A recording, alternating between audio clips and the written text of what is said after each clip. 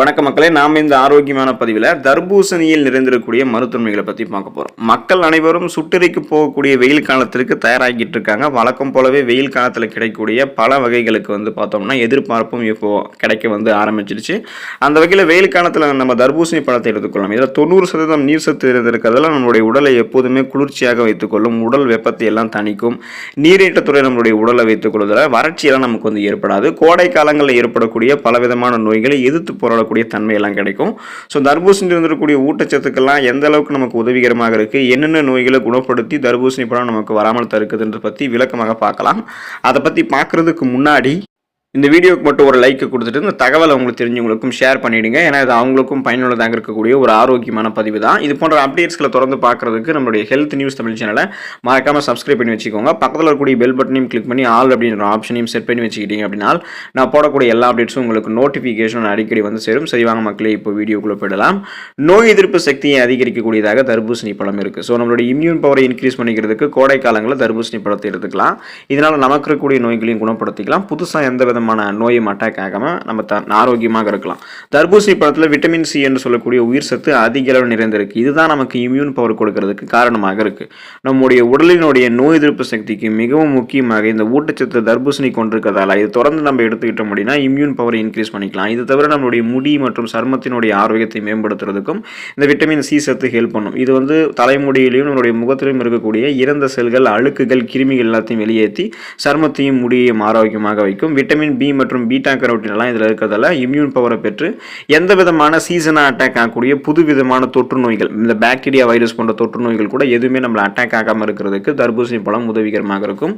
நீரிழிவு நோயாளிகள் sugar patient இருக்காங்க இல்லையா, ஸோ அவங்க தர்பூசணி பழத்தை எடுத்துக்கலாமா வேணாமா அப்படின்னு சொல்லக்கூடிய ஒரு கேள்வி இருக்கு.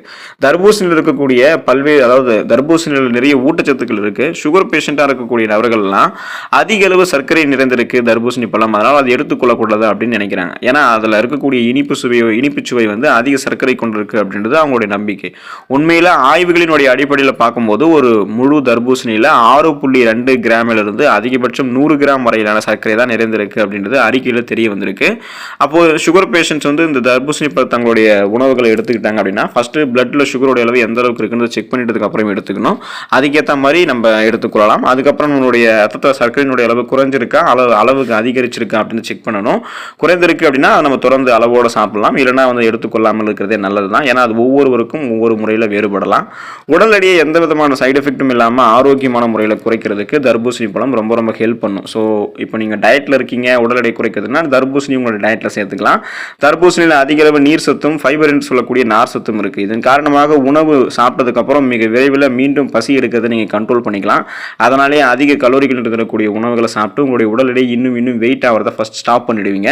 அப்போ தர்பூசணி இருக்கக்கூடிய நீர் சத்தும் நார் சத்தும் ஏற்கனவே உங்களுடைய உடலில் தேங்கியிருக்கக்கூடிய கொழுப்புகளை கரைத்து உங்களுக்கு ஆற்றலாக மாற்றும். இனிமேல் நீங்கள் சாப்பிடக்கூடிய உணவுகள் இருக்கக்கூடிய கொழுப்புகளை உங்களுக்கு கண்ட்ரோல் பண்ணிடும். ஸோ அதை சேராமல் பாதுகாத்துக்கும். ஸோ அதை நீண்ட நேரத்துக்கு உங்களுக்கு பசி இல்லாமல் பாதுகாத்து கொண்டு உங்களுடைய உடலில் இருக்கக்கூடிய தேவையில்லாத கொலஸ்ட்ரால்களை குறைச்சி உங்களுக்கு ஆற்றலாக மாற்றி சைடு எஃபெக்ட் இல்லாமல் தர்பூசணி உங்களுடைய உடல் எடையை குறைத்து.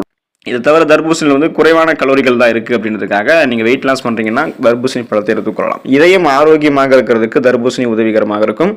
தர்பூசணியில் இருக்கக்கூடிய லைகோபின் அப்படின்றது நமது இதயத்தினுடைய ஆரோக்கியத்தை மேம்படுத்துவதற்கு உதவிகரமாக இருக்கும். இது பிபி என்று சொல்லக்கூடிய பிளட் பிரஷர், அந்த ரத்தத்தை சரியான அளவில் வைத்து நம்மளுடைய உடலில் தேங்கியிருக்கக்கூடிய கெட்ட கொலஸ்ட்ராலினுடைய அளவை குறைக்கும். மேலும் தர்பூசணியில் இருக்கக்கூடிய அமினோ அமிலம் நைட்ரிக் ஆக்சைடை உற்பத்தி செய்து பிபி என்று சொல்லக்கூடிய பிளட் பிரஷர் அதிகரிக்காமல் தடுக்கும். ஸோ பிபியை கண்ட்ரோல் பண்ணுறதால நம்ம ரத்த நாளங்கள் இயல்பான அளவில் சுருங்கி விரிஞ்சு இதயத்துக்கு ரத்தத்தை அனுப்புறதால மாரடைப்பு, பக்கவாதம், இதய தமனிகள் வீக்கம் ஏற்படுவது, இதய தசைகள் வலுவிழந்து போவது போன்ற எந்த பிரச்சனையுமே நமக்கு இருக்காது.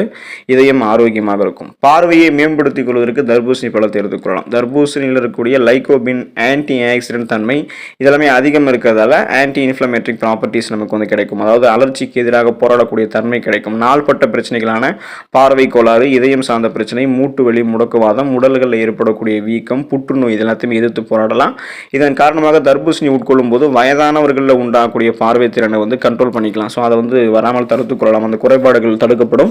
குறிப்பாக கண்புரை, உங்களுக்கு பார்வை குறைபாடு ஏற்படுவது, மாலைக்கண் நோய் ஏற்படுவது இதெல்லாமே கியூர் பண்ணப்படும். ஸோ அதுக்கு கண்கள் சார்ந்த பிரச்சனைகளை குணப்படுத்தி மீண்டும் வராமல் தடுப்பதற்கு தர்பூசணி பழத்தை எடுத்துக்கொள்ளலாம். ஈறுகளுக்கு பாதுகாப்பு அளிக்கிறது தர்பூசணி.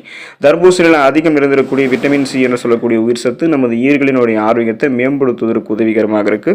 மேலும் ஈறுகளில் உண்டாகக்கூடிய பாக்டீரியா தொற்றுகளில் இருந்து பாதுகாப்பு அளிக்குது. தர்பூசணி பழத்தை உட்கொள்ளும் போது பற்கள் வந்து பளிச்சென்று இருக்கிறதுக்கு உதவுவது மட்டும் இல்லாமல் உதடுகள் வறண்டு போவதை தடுக்கிறதுக்கும் இந்த தர்பூசணி பழம் ஹெல்ப் பண்ணுது. ஸோ அப்போ நமக்கு நீர் சத்து பற்றாக்குறை இருக்காது. குறிப்பாக நம்ம வந்து அந்த உடல் வந்து நீரேற்றத்துடன் எப்போதுமே இருக்கும். ஈறுகளுக்கு இதன் மூலமாக பாதுகாப்பு கிடைக்கும். ஸோ தொடர்ந்து வந்து கோடை காலங்களில் தர்பூசணி எடுத்துக்கொள்ள பாருங்கள். அதில் இருக்கக்கூடிய ஊட்டச்சத்துக்களை பெற்று நலமோட வாழக்கூடிய வாய்ப்பை பெற்று ஆரோக்கியமாக இருங்க. அடுத்த ஆரோக்கியமான பதிவில் மறக்காமல் சந்திப்போம். நன்றி மக்களே.